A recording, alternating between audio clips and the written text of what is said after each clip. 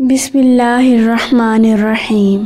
شروع اللہ کے نام سے جو بڑا مہربان اور نہایت رحم کرنے والا ہے۔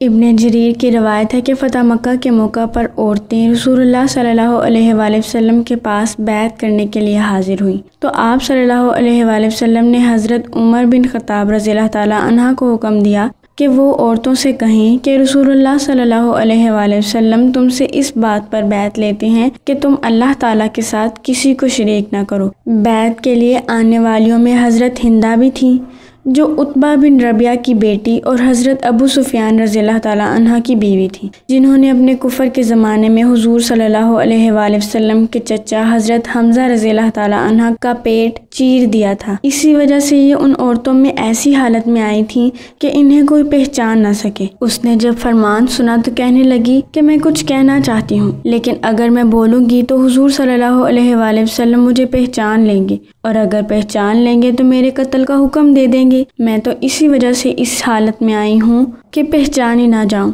مگر وہ عورتیں سب خاموش رہیں اور ہندہ کی بات اپنی زبان سے کہنے سے انکار کر دیا۔ آخر انہی کو کہنا پڑا کہ یہ ٹھیک ہے، جب شرک سے ممانت مردوں کو ہے تو عورتوں کو کیوں نہ ہوگی۔ حضور صلی اللہ علیہ وآلہ وسلم نے اس پر ان کی طرف دیکھا، لیکن آپ صلی اللہ علیہ وآلہ وسلم نے کچھ نہ فرمایا۔ پھر حضرت عمر رضی اللہ تعالیٰ عنہ سے کہا کہ ان سے کہہ دو کہ دوسری بات یہ ہے کہ چوری نہ کریں۔ اس پر ہندہ نے کہا، میں ابو سفیان رضی اللہ تعالیٰ عنہ کی معمولی سی چیز کبھی کبھی لے لیا کرتی ہوں، کیا خبر یہ بھی چوری میں داخل ہے یا نہیں، اور میرے لیے یہ حلال بھی ہے یا نہیں۔ حضرت ابو سفیان رضی اللہ تعالیٰ عنہ بھی اسی مجلس میں موجود تھے۔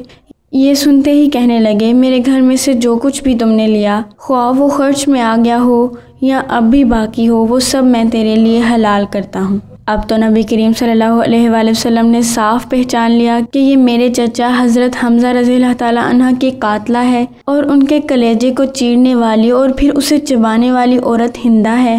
آپ صلی اللہ علیہ وآلہ وسلم نے انہیں پہچان لیا۔ ان کی یہ گفتگو سن کر اور یہ حالت دیکھ کر مسکرا دیے اور انہیں اپنے پاس بلایا۔ انہوں نے آ کر حضور صلی اللہ علیہ وآلہ وسلم کا دامن تھام کر معافی مانگی تو آپ صلی اللہ علیہ وآلہ وسلم نے فرمایا، تم وہی ہندہ ہو؟